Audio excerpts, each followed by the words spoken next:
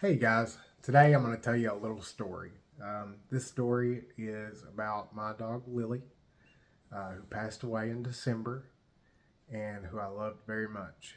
And it's still painful to talk about. This morning I watched a little video, and in this video it was this guy, spending all this time with this dog and doing all these incredible things, like running on the beach and skiing with the dog in a backpack, and like jet skiing and all this crazy stuff. Just, he did everything with his dog clearly. And, man, I don't know, it just got me um, in a good way, because that's kind of how it was with Lily. I'm going to talk about some of the things that prevented me from doing some of the most incredible stuff, but we'll get to that. Right now, I just want to put you in the mindset of how much I loved Lily, how much, I cared for her. And she was my first dog as an adult. I can't tell her story without including a little bit of mine, but some of my story I don't like to speak about in a public fashion. So if you've got questions, feel free to reach out to me privately. But if you're asking questions about me, I probably won't answer them in a public setting. I'm comfortable talking to you one on one, but not publicly. So we'll leave it at that. And where I was in life when I got Lily was I just graduated high school. So this was 2010. Um, this was the fall of 2010. So, that summer, whatever, I did that, worked a little bit and fooled around. And then that fall, I was working at a little gas station in Crab Orchard, Kentucky. And I, uh, I liked my job, I liked it. So one day I came there and I noticed on the door there was a sign or like a piece of paper hung up that said Great Pyrenees and Pitbull mixed puppies, free to good home, blah, blah, blah. And it gave an address and a phone number and all that. Okay. So where I was in life, yeah, I just graduated high school. I was working, but I was like living with friends and just kind of, not taking anything too serious. And I was, spending paychecks quick as I got it. I was in no position to get a dog at all. Like, if you, sorry, I'm just gonna leave this unedited. Let's just roll with it. But if if you're at a stage in your life that sounds anything like that, and you're like, man, I want a dog, don't get a dog. Don't do that to a dog. That's the first mistake I made of many, although I can't say I regret it. I'm so glad I did it because none of this would be possible without Lily. Um, so I went to this little house, and it's like a trailer out in the sticks, and I roll up, and before I could get out of the car, this big blue pit mama in the window, like excited to see us or whatever, but also kind of like, like I don't know what you're doing here. And then all these puppies ran up, right? So I get out of the car and I'm just overwhelmed with puppies. There's like, I don't even know, like 11, 12. There's like a ton of puppies. And um, so I'm sitting here loving on these puppies, loving on the mama and all that. Well, then the mama walks away, right?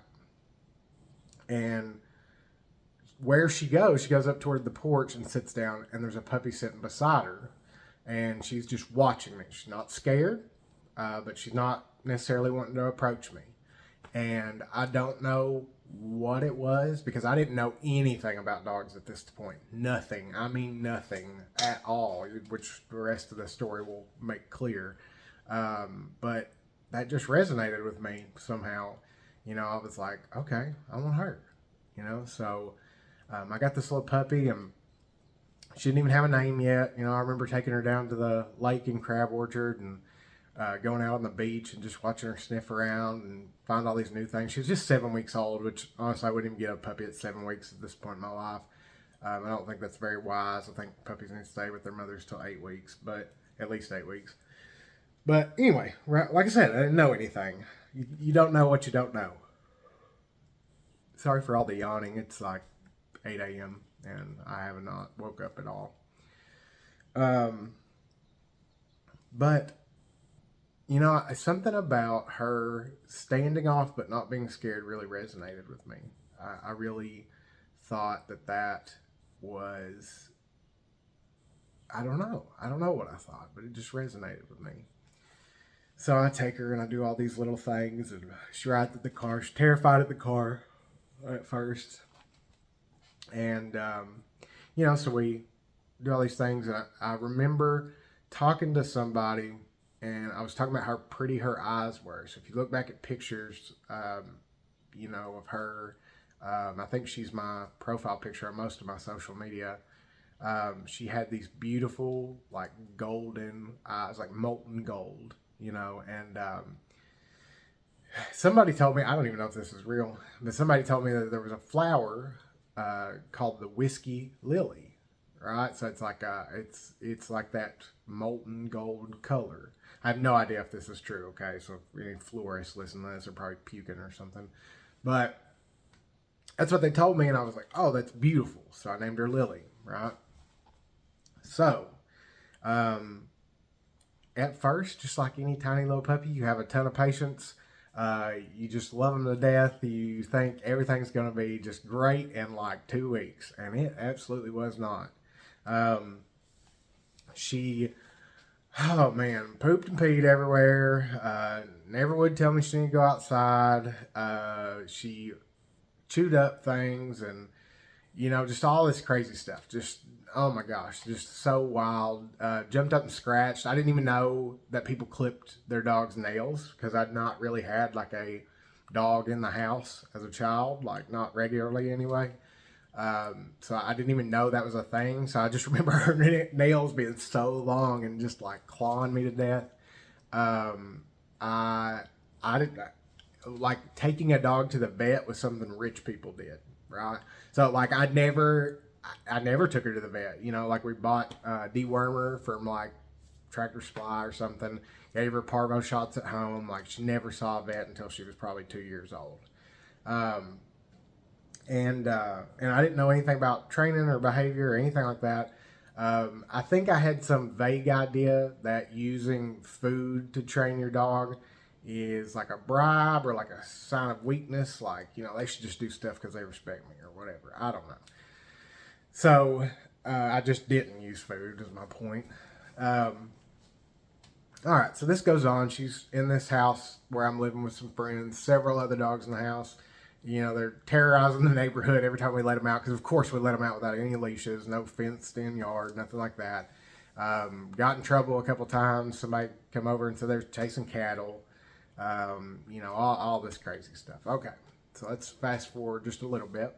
I moved to Danville, Kentucky, and I'm in an apartment. And we technically weren't allowed to have her, but everybody had a dog. Like, it was like one of those, you know, like they're like, at these apartments, they said no dogs at all, blah, blah, blah. But like you walk out there and everybody's got a dog, right? So had her, had another dog named Bucket. He deserves his own story. He's still out there kicking.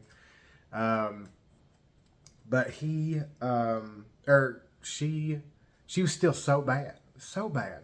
Like I remember, you know, coming in from work or something. Of course, I didn't crate because I didn't even know. I don't know if I knew about crates back then. So, you know, I'd come in and she'd have chewed up some clothes or a piece of the couch and, you know, pooped in the floor, and the kitchen's a swamp of pee. And I mean, it just crazy. It felt like I was always going behind her and having to clean stuff up. At this time in my life, I just keep in mind, I did not know anything. Like, I'm not exaggerating that. I would like spank her, like smack her on the butt for doing bad things. Like she would do something while I was gone, and like 4 hours later I would come home and I'd punish her for it. Which now I know, you know, there was no way she could relate what she did 4 hours ago to that instance. She had no idea what that was about, and that's why it was so ineffective. Why it wasn't making a difference. When I remember very clearly the moment that everything changed for me was I was working in a factory in Danville, and I came home. I walked in. I had glasses back then. I still have glasses, but I'm not wearing them right now. I walked in. I had my glasses on. I remember she jumped up and clawed me down the face, and I for like 2 or 3 days afterward, I had 4 big red welts all the way down my face. I think maybe it busted my lip or something, and she broke my glasses or whatever, messed them up, and like I remember right then, I was like, okay, I'm either gonna have to learn how to train this dog, or I'm going to get rid of her. Period. That's it. So I'm in this place, mentally where a lot of owners are when they call me these days. So I deeply sympathize with that. Like it was a crappy feeling because I loved her. I did love her, but I didn't know how to teach her to do things, at all. Okay, so what I did was I just happened to be going to Tractor Supply. Maybe I was getting food or something, getting dog food. And I went to the little magazine rack, and there was a magazine that said American Pit Bull Terrier. And then like one of the cover stories was like how to train your pit bull, and I was like, that's it. I'm going to train my pit bull, whatever. And so I got that magazine. I read on it, and this is the first thing I learned as a dog trainer. So in this magazine, they described where you would take, your open hand, treats in the middle. You would cup your hand, right? So the treat could be sitting inside your hand, but they couldn't get to it. They couldn't like eat it. They couldn't really see it, but they could smell it. Right. So the next time I came in the door, I was prepared. I had treats in my car. I had a couple in my pocket. I could put one in my hand like that. And when she jumped, I just ignored it. I didn't feed into it any which way. I was very clear about that. It was like, okay, even if you're punishing, even if you're whatever, this can be perceived as like a good thing, like play, like, oh, I'm getting interaction, that kind of thing. So I just totally ignored her, but I put this cupped hand with a treat in it up by her nose. And slowly her nose got to working, and I know you can't see where my hand's at, but I just kept moving it down, until finally all 4 paws were on the floor. And then I just held it. Just stayed totally still, never said a word, nothing. So she aggravates my hand for forever, just trying to get that treat. Oh my gosh, scratching and biting and licking and And finally, she sits back, right? And she goes, how do I get that? And I'm like, that's it. That's how you do it. So then at that point, I opened my hand and gave it to her. And within 2 weeks, she no longer jumped on me when I came in the door. And that was such a reinforcing moment for me. It was so incredible. My brain was on fire from that moment. I was like, oh my God, this is incredible. So, let's see here. So that is the very first thing that I learned about dog training. And I discovered the power of training with food. Now, I was still at this point doing a lot of other stuff that I would not suggest. Like I was still spanking her when she did bad stuff. I was still, like yelling and all this. Like I was still not a dog trainer. I was not doing a good job, whatever, but I had begun, right? I was on the path. So, let's fast forward a little bit more. Most of the major problems were gone. I figured out how to potty train her, how to keep from getting jumped on, how to keep from getting stuff tore up, blah, blah, blah. Like I learned about all that. At this point, I had to move back in with my mother for a little while. And Lily came with me. And I discovered Cesar Millan. So if you had a dog around that time, around 2010 to 2015, you know who I'm talking about, the Dog Whisperer. And I was obsessed with that show. And I will say, I learned so much. I learned so much about dog body language, about timing, about corrections, about leash pressure, about all these things that are so vital in a way. Um, and I really I learned a lot, So some of the flaws with that, and I'm not trying to speak ill of him. He's been dragged through the mud. I've seen more recent stuff. Seems like he's doing a good job. I don't know. But some of the problems with his philosophy were like, okay, you're always trying to achieve a calm, submissive dog, right? And you should be in a more dominant position. So the idea here is like, you don't get emotional, you don't get aggravated, whatever. You stay calm and assertive, which I still think is important. But you're very, very consistent, and use a lot of like corrections. They always said like a mother dog would. Whatever. Maybe we'll touch on that later. But anyway, you get the idea. Like it was like a lot of correcting problem behaviors and not really a lot of teaching new ones. So I did a lot of this, and I had a lot of success. Honestly, I mean, she was a great dog in the house. Like she did wonderfully. She I could get her to lay on her bed for a long time until I released her. I could, whatever. She was okay with yes. Like she didn't jump on nobody. Like all these things. Like, it was like I leveled up just a little bit.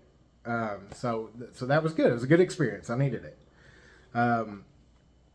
But, okay, one thing that we struggled with her entire life, like all the way up to the end, was her recall. Okay. And it just is just non-existent basically. But I'll tell you why is because I would take these huge chances by just letting her out off leash, right? She would almost inevitably run away. I would be super pissed off and be yelling at her or whatever. Eventually, I would either get her or I would either get her back, like track her down, or she would come back and then I would punish her. Right? So it's like, again, just like I mentioned before, like she had no idea what that punishment was for. In fact, what she probably thought was I was punishing her for coming back. So the coming back got less and less frequent. So I had to try to track her down more and more. And I was too blinded by what I thought I knew to actually achieve any result with that.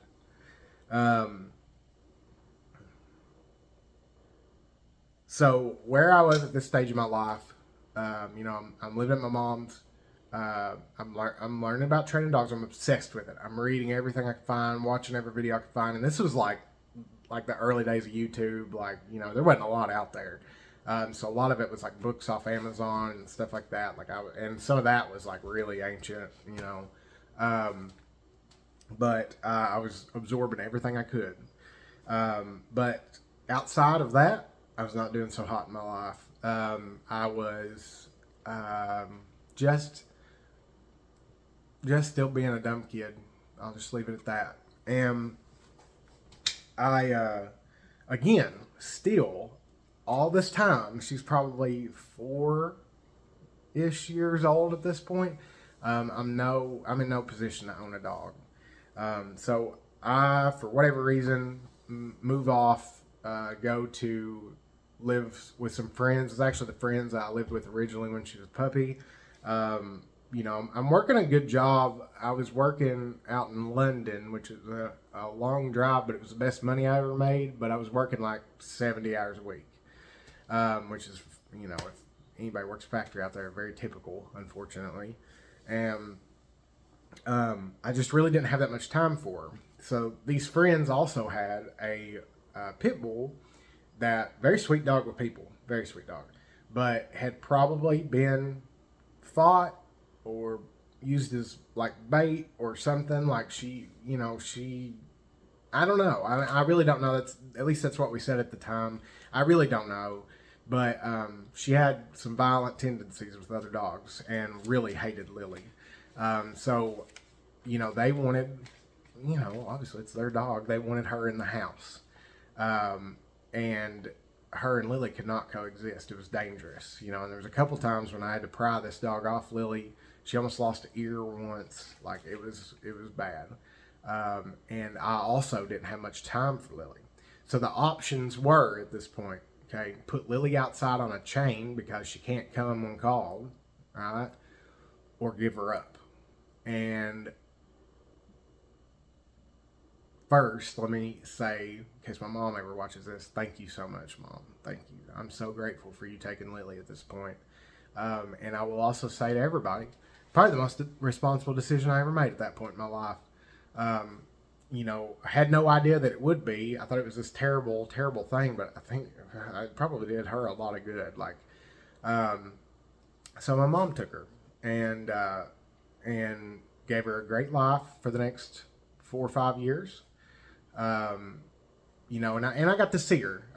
But she was living with my mom. Okay, so to kind of zoom through it, my life really devolved after that. Not because of that necessarily, just because of choices I was making. And I got in some pretty bad spots. Come to 2018, I made a great decision to go somewhere that helped me get my life in order, help teach me how to live life and, be a decent person and do better things. And I get out of there and I meet who is now my wife, met Sarah, and we were living together, and we moved into a new house, and everything's going good. And my mom contacted me one day and said, "Hey, we're gonna be moving. We can't take Lily there, so I need you to take her back." And it was really an easy decision for me. I was like, "Yes, absolutely." I'm so glad I did that too. So I had lived a long time, especially somebody that knew as much about dog training as I did. I'd lived a long time without a dog. I'd still help anybody's dog that let me hold a leash or, come to their house. But I mean, I just didn't, I didn't, I didn't have a dog, and so I get Lily back and, well, it was, let's see.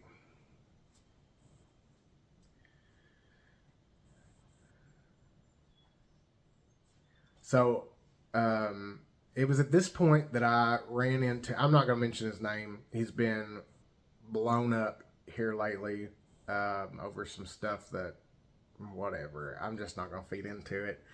But he's a dog trainer, right? That trains a certain way, trains in a very positive reinforcement based way. And, so keep in mind, I still, up to this point, I still had this like philosophy very similar to Cesar Millan. I was like, oh, dogs are pack animals and, yada, yada. And, this is what you got to do. And for all this dude's flaws, okay, for all the craziness, his books are pretty good. And I mean, they're wrote for like the beginning dog owner that doesn't know nothing. Like if I got this back in 2012 or whenever that was, Lily's problems would have been solved a long time ago. But in some ways, but I ran into this, and then I went through this change in philosophies, and I started trying to use almost exclusively positive reinforcement. I learned this whole new way of training, this entirely different. I learned about all these techniques. I got introduced to all these trainers that just, didn't use corrections, didn't use whatever, I think it was a great experience for me. I'm so glad that it happened. And so I started using that stuff with Lily. Okay, still, great dog, wonderful to have in the house, excellent. Okay, just she's if you know anything about Great Pyrenees, like they're I'm not talking about just out in the field, like they they're kind of lazy, really, unless you're like a coyote about to attack their herd. Like they're kind of lazy. They just lay around. They just observe.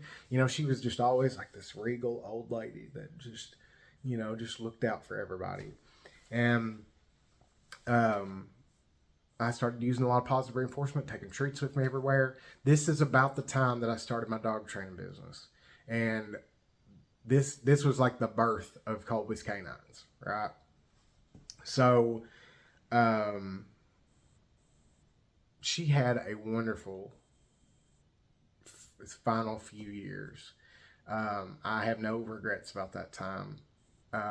She got all the love that she could possibly get. Tons of treats and yummy stuff and adventures. I remember, she'd been with my mom, and, my mom just didn't take her anywhere. I mean, she gave her a good life, but she didn't go anywhere. I remember me and my wife took her to go swim at this creek down the road. She loved swimming so much.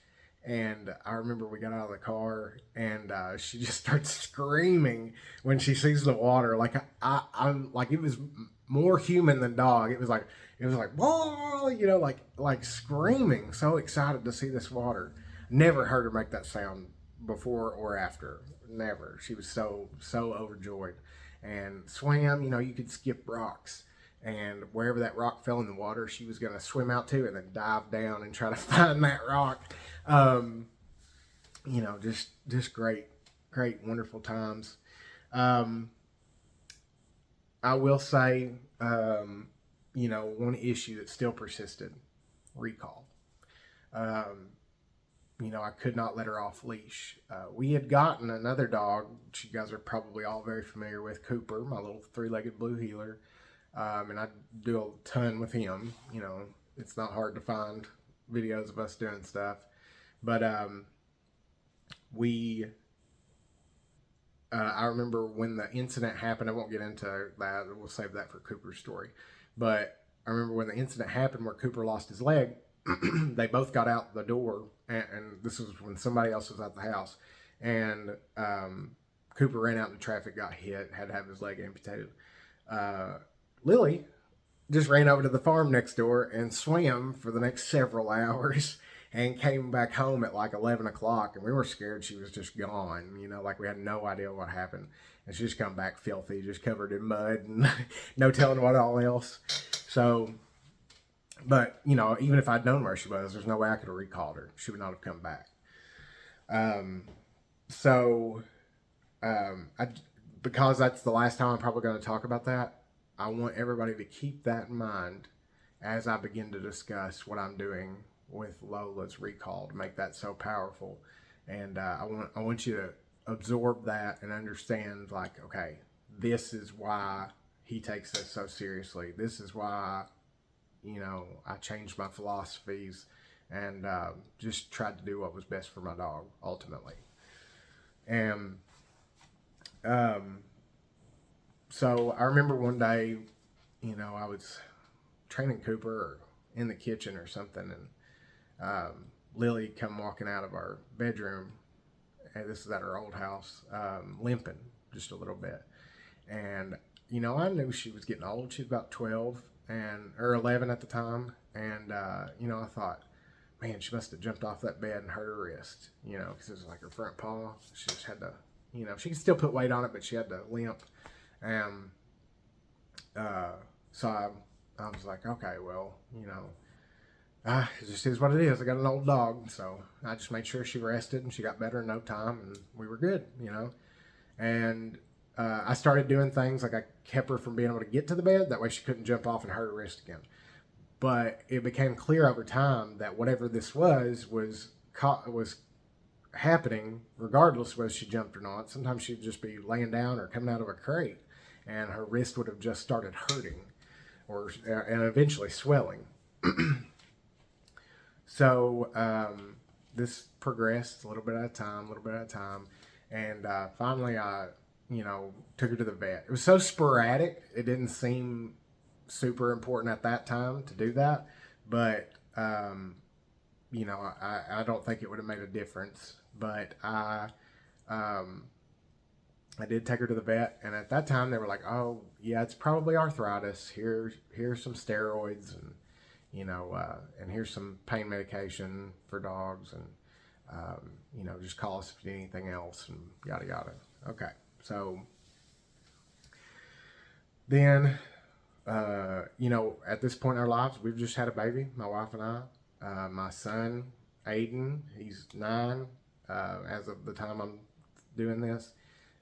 He was coming to us for summers, like spring break, Christmas, stuff like that, like the big stuff, because he lives really far away. So he, so a lot of things are happening in our life. Well, we move, right? We moved to this house where I'm at right now, and Lily took a turn. All of a sudden she was limping all the time. Like it was just all the time. Now she was still, happy and glad to get outside and sniff around and bark at the mailman and all that. But that quickly went away. And, so at this point I'm taking her to the vet every time something new comes up, every time I feel like her medicine's not working, all that. And, finally I asked the vet. I hadn't been seeing this vet for very long, although I'm very grateful to him. It's the Animal Hospital in Campbellsville. Anybody that's local to here, I highly recommend them. They're wonderful. They did so well by Lily. She, we talked about it, and he was like, "I don't think this is arthritis anymore," and I was like, I kind of figured that, and I was like, "What do you believe it is?" And it's most likely bone cancer. It fits for her breed. She's Great Pyrenees and Pit Bull, but that Great Pyrenees, they often get it if they live long enough. And so he kind of gave me my options and said, hey, at this point she's still getting around. She can't hardly put pressure on her paw, but like she's still okay, and she has good days and bad days, right? So they gave me really strong steroids, and then no, I'm sorry, they gave me higher dose pain medicine and like low dose steroids, and we did that. And then there come a day when she couldn't hardly stand up. And I remember so clearly she was in here in the living room, and she was laying on her bed and went to stand up and wobbled. She stayed standing up, but I'd never seen her so unsteady. And I'm getting a chill just talking about it. And she was clearly miserable and in pain and not happy, not anymore. And it was getting worse fast. Over the course of one weekend, Friday I took her to the vet. They gave me that. Saturday she was so bad she couldn't stand up hardly. I went to the vet. They didn't make me take her in because they'd just seen her. I picked up some very high dose steroids, and at that time they gave me this estimate that, hey, you might have a couple weeks now. This might help, but the time's coming. And so I went and got those and gave her the dose, even though it's a very high dose of steroid. Gave that to her, nothing. Didn't even touch it. And me and my wife talked about it, and we made the decision that we were going to go ahead and give her one more dose that day. And if she was still feeling bad in the morning, we're going to go ahead and give her 2 doses, and another one at lunch, and then, put her to sleep that Monday. And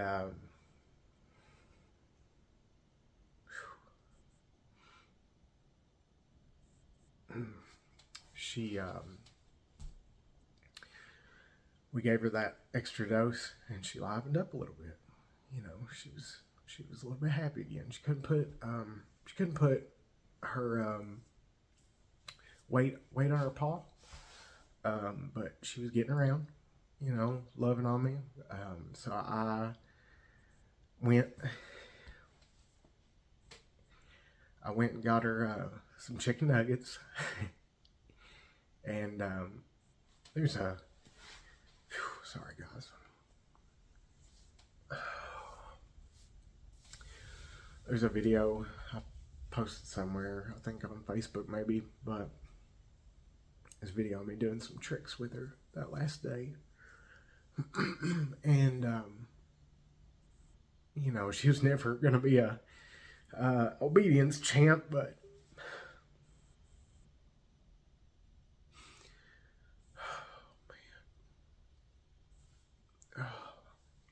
so we had fun. You know, we gave her the best time we could. Loved her to pieces. This was right before Christmas, so we gave her Christmas presents early, and had the best time we possibly could. And next morning, you know, this was Monday. This is the day we were going to do it, and we did. But I went ahead and gave her 2 doses of the steroid. Just, I didn't want her to feel sick ever again. Just let's end it on a good note.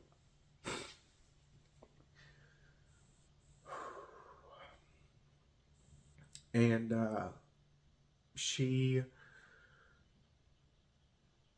I had to carry her down the stairs out front. You know,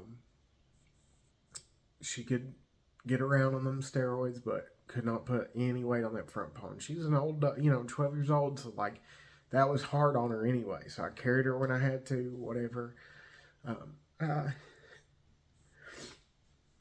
put her in the car, and I put her in the front seat. And her whole life, I'd never let her ride in the front seat because I was always scared of the airbag if anything happened.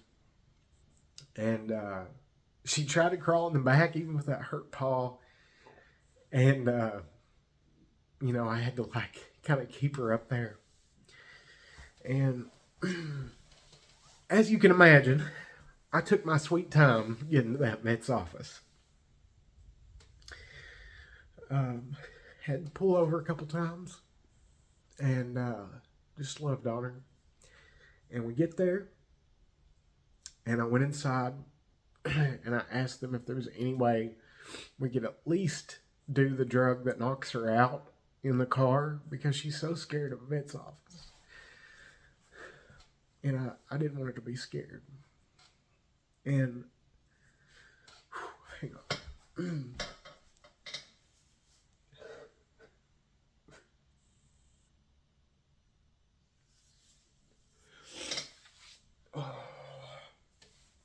Okay. Sorry, guys. And they said, you know, we can do it all in the car. It's okay. I'm so grateful to them for that. So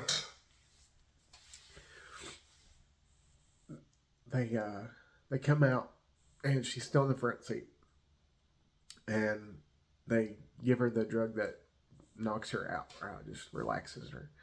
And she got a little woozy and climbed in the back seat, just wouldn't, didn't want, she was just a little disoriented, and she was very comfortable in the back seat, so that's where she went. So I got out and got in the back with her.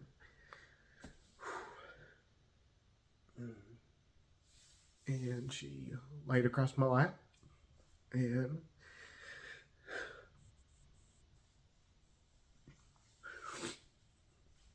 I told her this story,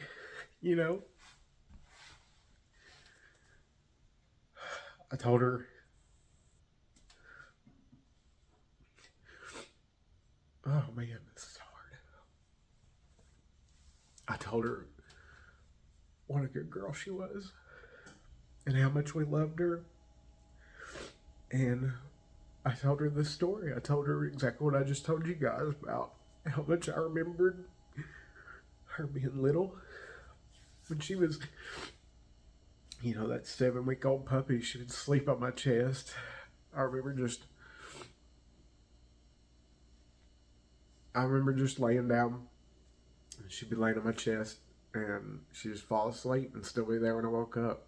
I think one night she peed on me in her sleep, or not in her sleep, but she woke up and peed on me. Um, so then they came out and they gave her the final drug, and you know, took a little bit. They monitored her. She never not scared for not one moment. Just went to sleep. And they checked her, and her heart had stopped. And they told me to take as long as I needed. And I did. I just held her. And man, I kept telling her the story. And from there, I had already got a hold of Mills Pet Cremation here in Lebanon, and wrapped her up in her favorite, a blanket. And I took her there and dropped her off, and within a week they returned her ashes to me.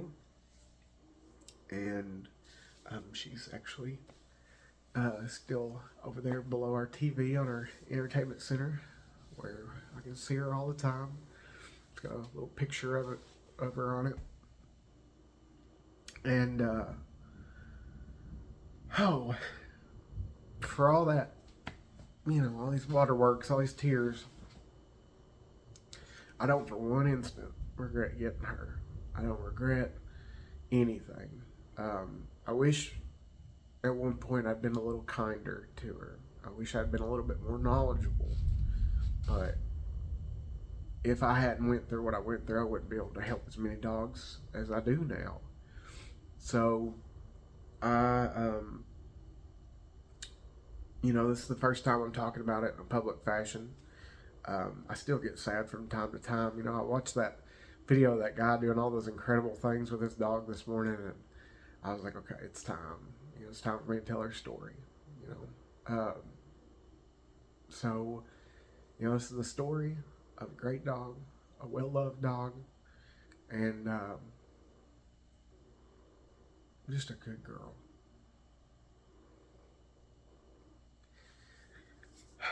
Okay, so life goes on, right? So I had no intentions on getting a dog for a long time. I knew what I wanted, though. Okay, I was on some waiting lists for well-bred from responsible breeders. Blue heeler pups, Australian cattle dogs, just like Cooper. I really love that breed, and I thought, okay, well, I'll do it right this time. I've always rescued dogs, and I help rescue dogs all the time. For once in my life, I want a well-bred dog. I want the highest likelihood possible that they're not going to develop some crazy cancer. I want to know about their parents, their grandparents, their great-grandparents. Like, okay, how healthy are they? How many years can I expect? That kind of thing. So, but, life is just funny. So, if you've seen videos of me and Cooper, you probably imagine we're best buds, like he's my dog, right? It's just not the case. It's not just my decision. He is very much my wife's dog, and I remember, I'll probably never forget it. One night I was on the couch and he was laying up on me, and I'm loving on him. We just got done training, and oh man, it was just like the best time ever. He's so smart, it's ridiculous. Way smarter than me probably. But my wife breathed heavy or shifted or so, I don't know. She was on the couch and he just gone, stuck on her, and I just felt so sad at that moment, because I was like, man, I'm a dog trainer without a dog, So I started looking around, just seeing, and to kind of wrap this up, I found looked like purebred blue heeler pup through a rescue organization. I emailed them, took them a couple days to get back to me. but she was getting adopted that day. Okay, so then she, now I'm kind of in the mode, right? I'm sort of looking for a dog, but I want the right dog. I know I've got sports goals. I've got big plans. I want to be able to do a lot with whatever dog I get. So I messaged, sometimes I work down at the animal shelter here in Marion County, and I messaged one of the girls that works there, and I said, hey, just curious, do you guys have any like healers or healer mixes or anything like that there now? And she said, yes, actually. And she's nuts, and I think she's perfect. And I went and met her, and she was nuts. And I was like, perfect. I don't know, it clicked, in a certain way. And now I have Lola. So, and I'll tell, you'll see plenty of Lola in other formats. I just wanted to say that to say, first, a lot of people lose a dog and they say, I'm never going to have a dog again. Don't do that.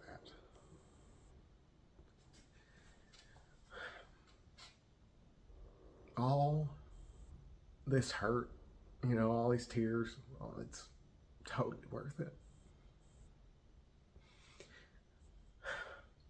Sucks. Real bad.